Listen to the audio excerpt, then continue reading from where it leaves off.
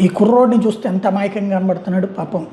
ఎవరు ఎంత అమాయకుడు, ఏమీ తెలియని అమాయకుడు అనుకుంటాం కదా. ఇతని స్పెషల్ ఏంటంటే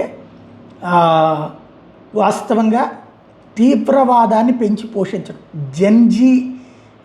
ఇతను ISIS ఐడియాలజిస్టు. ఇతని పేరు Haris Ali. Second year BDS student. మొరదాబాదులో డెంటల్ కాలేజీలో చదువుతున్నాడు. ఇతన్ని ఇప్పుడు Uttar Pradesh anti terrorist squad arrest చేసింది. ఎందుకయ్యా అంటే సోషల్ మీడియాలో ISIS మాడ్యూల్ నడుపుతున్నాడు.